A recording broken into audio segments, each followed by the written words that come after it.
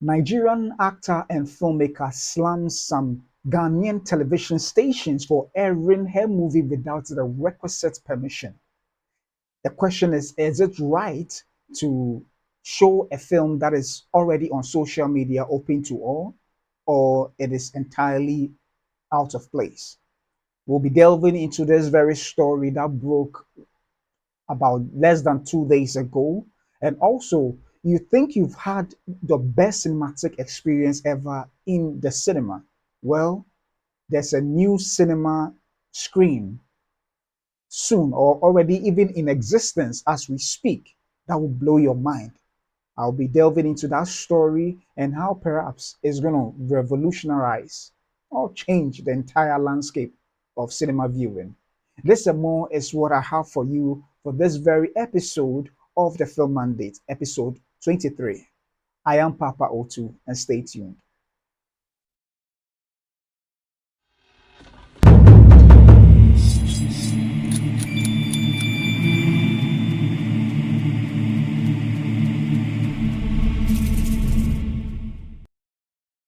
Hello and welcome to another exciting episode of the Film Mandate, episode 23. My name is Papa O2, and today I'm bringing to you a story that broke just less than 2 days ago by one Nigerian filmmaker who has voiced her disdain or her frustration as to her production being shown on some Ghanaian television, not all Ghanaian television, but some Ghanaian television without the necessary permission from her before it's been aired.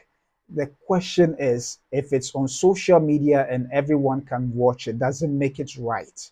Well, it actually doesn't, because on it's her IP, regardless of whether people can view it for free or not. But the issue also is that a lot of these contents that are online are for monetization purposes. So it means that when you end up showing this content on a television without the necessary permission, it sort of take away the necessary some of the viewership that could aid in that filmmaker accruing the necessary funding or monies per the viewership per the views on whichever social media platform it is on.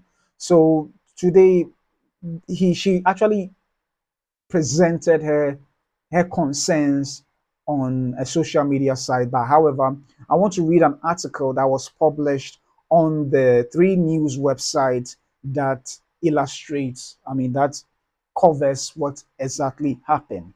So I read, "Don't show my movies. You don't have my permission."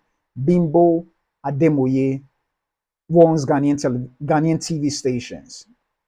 So there's an article written by Raphael Gate, last updated April 22nd. So literally it happened just yesterday afternoon. So let me read. So that's here in your short, Bimbo Adeboye. Nollywood actress and filmmaker Bimbo Ademoye has cautioned television stations in Ghana not to illegally broadcast her films without authorization. Her statement adds to the concerns raised by Nigerian filmmakers such as Ruth Kadiri and Omoni Oboli over what appears to be a recurring pattern of copyright infringements by some Ghanaian media outlets. In a video that was shared on her Instagram page, Bimbo Ademoye expressed strongly cautioned against the continued use of her intellectual property without consent. The actress disclosed that she initially sought a collaborative approach, hoping to engage in discussions with the stations involved. However, she stated that repeated violations and lack of accountability have led her to withdraw any willingness to negotiate. That TV station in Ghana, I'm talking to you. Don't show my movies. I haven't given you permission. Before, I used to say, at least, come to me, let's discuss and share. But now, I don't want your money. Don't show my movies, she stated. The actress threatened to take the issue to the appropriate authorities if the unlawful airing persisted.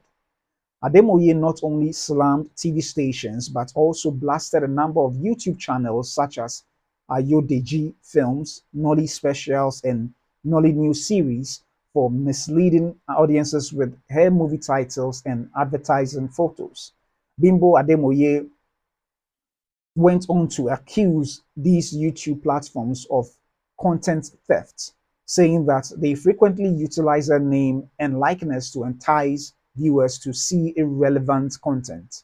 In a strongly worded caption accompanying her video, she vowed to protect the integrity of her work.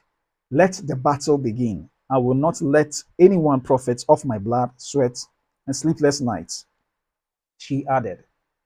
So yes, this an article that was published on the Three News website, and I it is not the best. I must say it is not the best in whichever form it took. For once, it is not from the once the copyright filmmaker or owner of the IP has not granted whichever outlet is showing it, whether on the internet or on television, it is copyright infringement. Even it is piracy. The challenge we have had in Africa as a whole is proper regulations. Proper regulations, and it doesn't bode well for the film industry when we, or for some of us, our desire is to have a continental film industry rather than the segmented or fragmented film industries that exist in our individual countries. And such attitudes or such actions won't even allow that to happen. I'm speaking from the angle where personally I've had the opportunity to work at a TV station. In her statement, she said that she was even willing for a collaboration so as to help make sure the necessary legalities are sorted out. But she rescinded her decision based on the fact that the violation continued, meaning that prior to her taking that stance, she had perhaps reached out to the TV stations and hoped that they would have repented from their actions so that they can sit at a table and come to a decision. And I bring in the aspect of me working at a TV station because what we did was that as a TV station, we approached some Ghanaian filmmakers and realizing that we cannot pay, we sort of had a barter trading system where we decided to show their films so that we can give them exposure and airtime for them to advertise or use that slot to do whatever may seem right to them.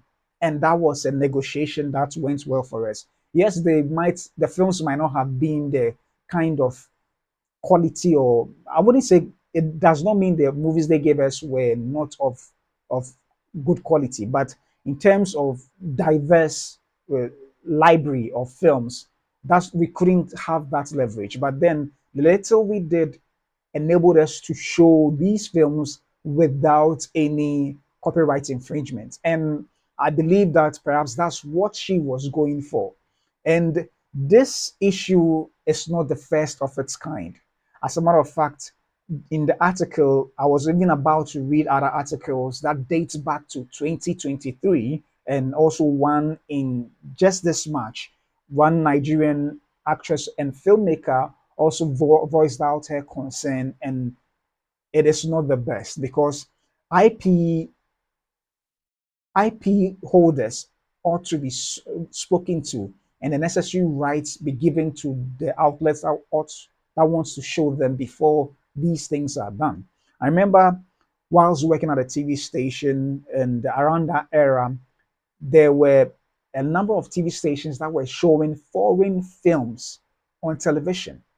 And I'm talking about not just old foreign films. It got so bad that they some of the TV stations were airing films that are that were also screening in the cinemas at the same time.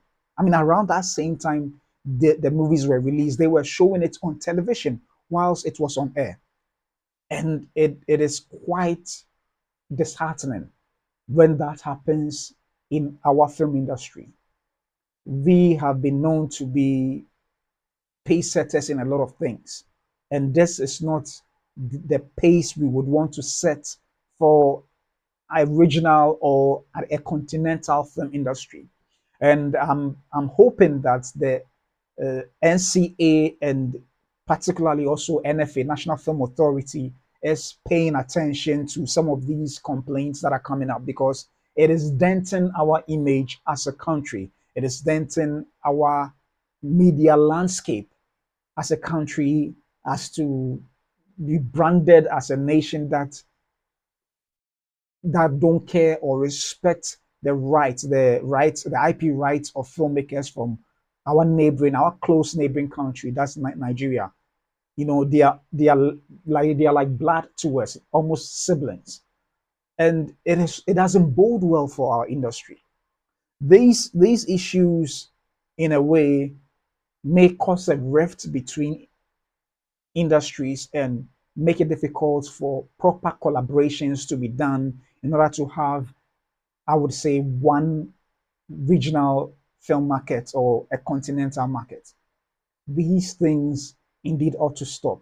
And I'm saying this because I don't think in no way or capacity is she lying about it. It's happened a couple of times where some TV stations have received stern warnings from entities that held the rights to air them in this country. And for that to be done to filmmakers, I mean, it is not the best. I'm speaking from the angle of also having had the opportunity to work as a filmmaker in this industry, and quite it's a difficult thing to do. For if you see someone produce content and put it anywhere, kudos to them, because even to get the necessary funding to shoot the film, to be able to convince all the other parties involved in the shoot of a film to come aboard, to offer their time, their sweat and blood to shoot a film, it is not easy. So for them to achieve such and then their IP rights are infringed upon, it is really not the best. And I think as TV stations, if the need be that content are needed, there is the need for them to contact some of these filmmakers to produce content for them if they don't want the ones that are already in existence. And I'm sure it is not so difficult to negotiate a good price for those content to be aired on our television stations. And sad to speak, a lot of these TV stations would go to an extent to pay for rights to telenovelas from other continents and show them on their network. Why can't we do same for our own people in this country and on this continent? Because if you can pay for content way perhaps from South America or from any other part of the world to air on your television stations, and you've paid the necessary amount for that, or maybe negotiate for a good term, why can't you do same for filmmakers on this continent? It is really not the best, and I hope that the NFA and the necessary authorities will step in to have these things kept or nipped in the bud once and for all. You see, there is a topic I would like to talk about maybe sometime soon, and the topic is, I mean, the issue is has to do with how piracy sort of hemorrhages the necessary revenue that ought to go to, the cinemas. Whether we like it or not, when content are being shown on television, it creates competition for other platforms that air those content. And when the necessary rights are not put in place, it then defeats the purpose of the business aspect of that content on whichever platform that is. So there is the need for piracy to be kept so that filmmakers will make the necessary money to keep on creating good content. The good thing is, I mean, the whole idea of the TV station showing them is because whoever was doing the programming liked it well enough to put those content on television. And it means that if we appreciate their content well enough, why don't we go ahead to engage them and see how best we can come to a reasonable agreement to show these content on our television. And I'm not talking about just Nigerian content, I'm talking about Ghanaian content, Nigerian content, African content. If you will go to the extent of downloading it off their necessary platforms to show it on television, it means that the TV stations engaged in that and the social media platforms engaged in that appreciate those content. So let's go ahead and show them the necessary appreciation by paying them the necessary amount to be able to air on whichever platform we want to do it on. And most of these filmmakers, they are very understanding. You know, we are still at a very infantile stage when it comes to our filmmaking process. Yes, in terms of the number of years we've been doing films, it's been long, but we've not had a smooth sailing where the structures have been well built to ensure that things move on smoothly. So a lot of these filmmakers are more than willing to offer their content to be shown on their platform, provided you meet whatever requirements they would ask of us and they would ask of whichever entity wants to showcase them. So it is not too hard to negotiate for some of these things to be aired on whichever platform there is. So honestly, I am not happy about this because I love the film industry. It doesn't matter which film industry it may be, whether Ghana, Hollywood. I love all film industries. But particularly for African film industries, we can't be doing this to ourselves because if we have a very thriving film industry, the ripple effect would overflow and affect positively all these media houses and TV stations and even social media platforms that are showing these content. So we need to put a stop to it. We really need to put a stop to the copyright infringement things we are doing and piracy. We need to, and rather find a way of supporting these filmmakers wherever they may be from, whether Ghana, Nigeria, or all over Africa, so that they would know that they have the support of the network of TV stations and media outlets whenever they do their films.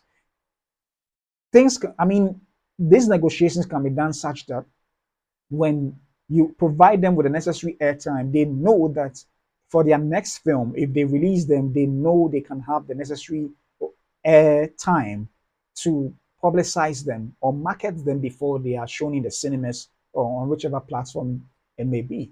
So negotiations can be had to avoid this from happening. And I'm praying and hoping that the TV, the corporate entities would find an amicable solution. And if the need be, letters of apologies to all these people that have been wronged, that have been wronged. So I'm saddened by it, especially coming from my country. I hope there will be a solution to it swiftly, and perhaps the NFA, National Film Authority, will get involved and find a way of putting a stop to it. Because if TV stations are doing this to other filmmakers from other countries, there is the likelihood, or even now, perhaps it's being done to filmmakers within the country. So, regardless of whether it being a foreign film from the US or any other continent or country, we need to put a stop to that so that there will be the necessary respect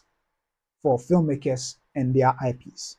So, yeah, this is a sad story, though, but well, I hope the necessary steps will be taken to avoid unnecessary, you know, challenges for the industry going forward. So yeah, this is the first story for the day. Now, my second story is that I mean, from TV screens and we move on to another exciting story. I saw this story. I was watching something on YouTube doing my research, and then whilst doing the research, I chanced upon an amazing level of technology altogether. Let me put it that way. The best way I can describe it is that when you go to the cinemas, the reason why we go to the cinemas is to have a larger or better experience than we would have had when we are watching films on our phones or small screens at our homes. In the cinema hall, things are larger than life, and we share that communal experience of enjoying film. Just as, sorry, sports, fanatics of sports would go to the stadium and enjoy the live sports being played. Now, in an article that I discovered, a company named COSM is bringing their screen experience to the cinema. And I'm saying bringing their screen experience to the cinema because they've been in existence for a while, and they have these screens that they've they have contracts, or let me say agreements with some of the sporting federations in America per se. So they have it with NBA and I think wrestling to show these sports on their screens. And these screens are so immersive, such that you may even think you are at the very stadium where the event is taking place. And yes, the IMAXs are wonderful screens. And those are screens that are, if I should say, two-dimensional flats. But these screens are more than just flats. It's envelopes you into the experience, and I thought it was quite exciting, especially when we are in this industry. I felt like it's a story worth talking about or worth sharing. And it looks like their very first film that they will be airing to have this experience is The Matrix. And for those who have watched The Matrix is a very fantastic movie with a lot of visual effects and immersive, storytelling. And I'm sure that's why they went in for that. But let me read this article published in Deadline, and it reads that the Matrix version coming soon to COSM shared reality venues gets trippy new trailer. So we'll play the trailer right after. But this an article written by Daddy Hayes. That is also he wrote it yesterday. And yeah, this is an image of the first Matrix, a screen capture of the first Matrix. So let me read. A trailer released Tuesday for a new version of The Matrix shows how the 1999 sci-fi action classic will be experienced in COSM's shared reality venues starting in June. Over 25 years ago, The Matrix was revealed on screen, sorry, over 25 years ago, The Matrix was revealed. On-screen text rendered in the film's signature green or on black palette reads, "This is your chance to step into the Matrix." The trailer, watch it above, yeah, emphasizes the immersive feel inside COSM's locations, especially their central feature, an LED dome, 87 feet in diameter. The film's fabled action sequences and visual effects featuring martial arts moves, blurring backgrounds, and coursing digits wrap all the way around the crowd. Audience members look in every direction, planetarium style, to take in the spectacle. Yeah, to take in the spectacle. So The Matrix will start screening June 6th, and tickets are already on sale. Under the partnership announced last month, future collaborations with Warner Brothers will involve other repertory and library titles, with the partners sharing tickets revenue. Little Cinema, a creative studio founded by audiovisual artist Jay Rinsky, helped customize the new version of The Matrix to play in COSM sites. In addition to screening, to what's screening, to what's on screen, COSM also markets the experience of watching something with other people, with food, beverages, and merchandise, all key ingredients. The company plans to open locations in Atlanta and Detroit in 2026 and other markets down the line. The tech-forward spaces combine theater-style seating and wall-sized screens for communal viewing of a range of sports, live events, and other programming, along with a flexibly laid-out environment. The Matrix the Matrix booking follows a spree of news about premium large format theater investment and considerable attention to the growing subset of the theater business at this month's CinemaCon.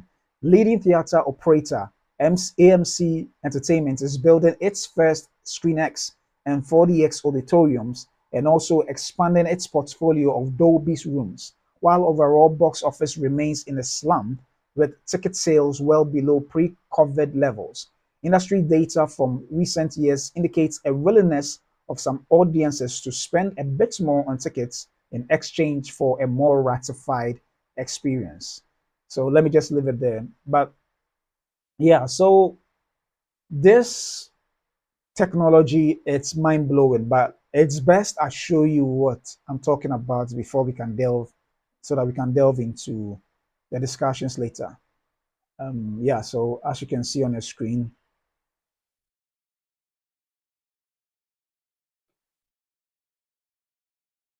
yeah, so let me turn on.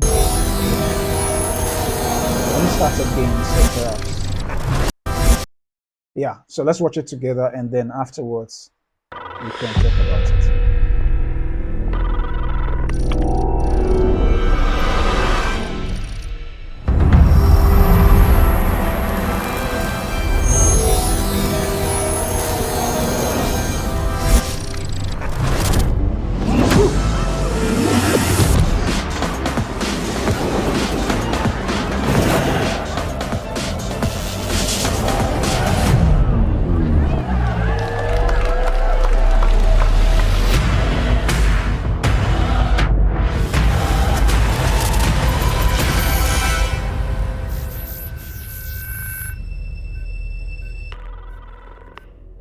Yeah, so that is just a teaser of what they'll be showing come June 6th, and this doesn't even do justice to what I saw on their Instagram page. That is the COSM Instagram page. Let me see if I can bring it up briefly, and then we can take a look at it.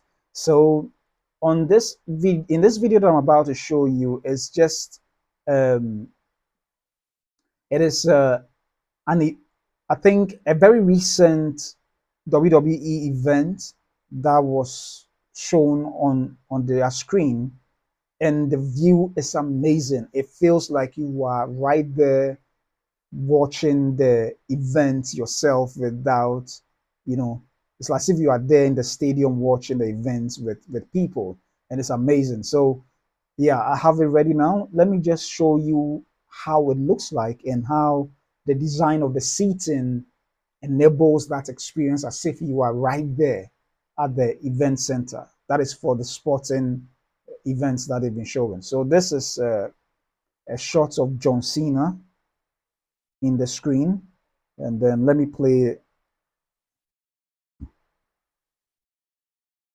So from this very point, all these are actually audiences in the cinema hall, but it feels as if they are actually part of the event, but they are not. I mean, it feels as if they are there at the event center, but they are not.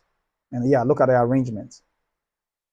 So if you are not told that this is actually a screen and you're watching it on any other platform television, you may assume that these people are there in the cinema. I mean, in the at WrestleMania, yeah. So it is quite exciting to see how technology has advanced to this extent, where the planetarium style screening sort of envelopes you, the viewer, for you to feel immersed in whatever you are watching. And I think the level at which this is going to introduce itself, once it becomes successful, I'm sure the cinematic experience will be so amazing. Yeah, there are other screens that capture that cinematic experiences in different levels as well. I think the 4DS and the 5Ds. It is such that when fire is lit on screen, it envelopes everywhere, and for those who might just chance upon it without understanding what is happening in the cinema, you are likely to think that the hall is burning, and so you have to get out of there. But no, it's actually the screens extend beyond what you see in front of you. It extends to all the sides as well, and it's amazing.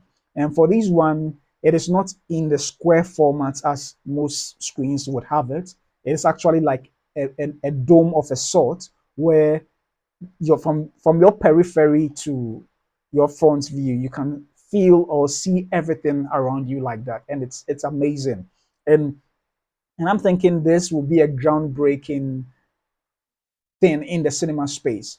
And perhaps I even believe that there's going to come a time where, especially with the VR goggles that are in place now, some of these film technologies or films will be designed such that individuals or cinema goers can put on these goggles and end up in the film like the way Ready Player One, the movie Ready Player One, directed by Spielberg, is like, where you are one of the characters within the film space, where you may be given tasks to participate in it. I don't know, I'm just perhaps imagining that maybe that will be the next level of the cinematic going experience, where you as the audience become part of the storytelling, and that will be on a different plane altogether. So I'm excited about this, especially when in Africa we are talking about cinema, being cinemas being built all over. I know, yeah, maybe I'm shooting too high for the moon rather than looking at just reaching for the sky,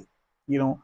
But these advancements in technology is worth talking about, so that soon enough, even in the US, a lot of these premium screens are not so common all over in the States. At least they are in selected places. The regular screens are all over, which is accepted. But IMAX screens, the cinema, Screen X, and the cinema 5D, they all exist, but they are not as many as the regular screens.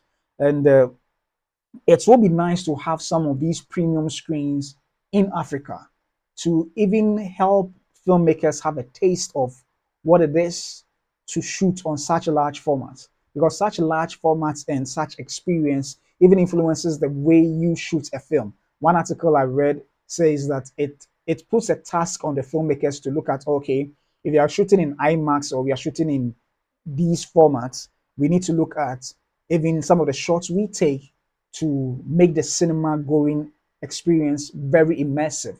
And even COSM says that it's a shared reality experience. So you want it to be so immersive that it feels like you are in the film. You are a spectator in the film, looking at the characters as if, I mean, like the way you would do with a stage play. That's the level of immersiveness some of these tech companies are aspiring to. And it's such an amazing feat that they are achieving with these things. And hopefully, maybe once we get our cinema building infrastructure going all over in Africa, maybe some businessmen may want to put one or two here as a tourist attraction site, not just for cinemas, but a tourist attraction site to bringing people to have these immersive experience. So yeah, I am really excited about this technology and perhaps the next step in that process. So yeah, these are just two stories that I want to bring to you today, and I'm glad that you joined me, my audience. Thank you so much for staying with me throughout this period, and I'm glad you stayed with me throughout this episode 23. Thank you so much, and then I'm Papa Otu, and this has been the Film Mandate. I'll see you tomorrow.